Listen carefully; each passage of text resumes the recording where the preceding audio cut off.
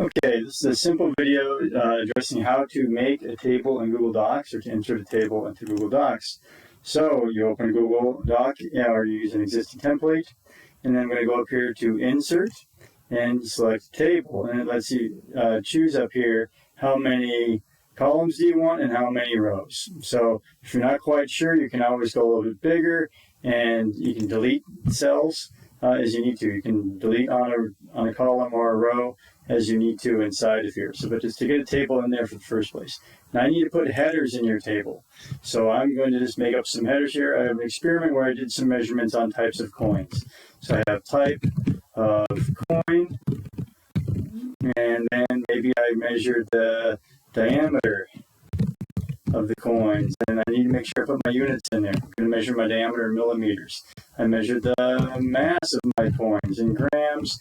I measured the edge texture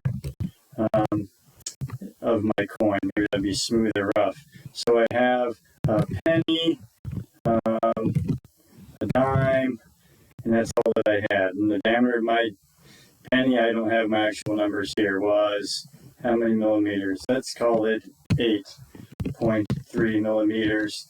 My dime was smaller than that, 7.2 millimeters.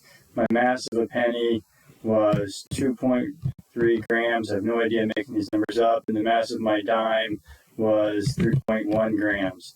Edge texture of the penny was smooth, and the dime was rough inside. Now, I didn't need these other, because I didn't collect data on nickels and quarters, so I don't need these other parts. I can just select those cells, right-click, and then delete the row. All right? Or now, if I don't need this column, I can just select those cells, right-click, and then I can delete the column. I also have the option of inserting more rows if I wanted, or inserting more columns if I wanted to do that, but I want to delete those. So now I have a table inside of Google Docs showing my data. Note here that we have heading at the top. You can leave it like that, or if some people like to make it bold so it sticks out. But I have headings identifying what kinds of values I'm putting into the cells beneath them, and that if it's a quantitative variable like diameter, something that I measured with units, I need to indicate the units at the top of the column.